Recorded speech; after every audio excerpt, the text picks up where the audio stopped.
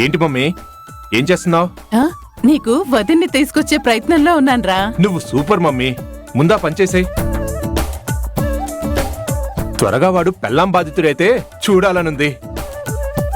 అంటే ఏంటండి మీ ఉద్దేశం? మిమ్మల్ని నేను బాధ పెడుతున్నానా? బాధ అనే మాట చాలా చిన్నదవుతుంది. మిమ్మల్ని అబ్బబ్బా, మళ్ళీ మొదలు పెట్టారా మీ గోల? ఆపండర్రా, నీకు వేరే పనేమీ లేదు. తీసుకోండి మీ టిఫిన్ బాక్స్.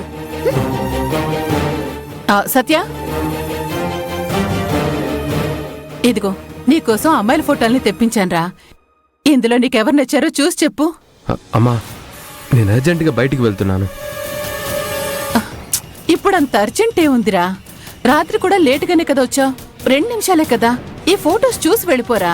లేదమ్మా, మన ఎమ్మెల్యే గారి మీద అటాక్ జరిగింది.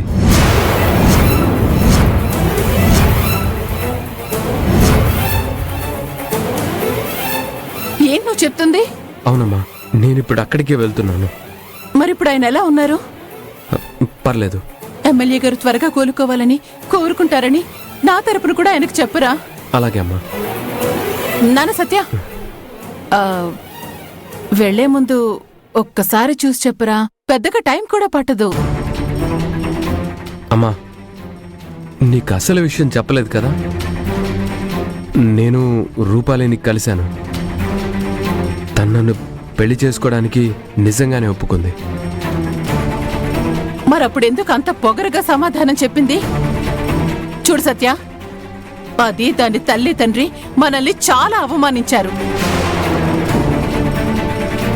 అలాంటి దాన్ని ఈ ఇంటి పెద్ద కోడలిగా ఎలా తీసుకురమ్మంటావురా? అమ్మా, వాళ్ళు మనల్ని అపార్థం చేసుకున్నారమ్మా. ఆ ప్లేసులో వాళ్లే కాదు, మనం ఉన్నా కూడా అలాగే చేస్తాం.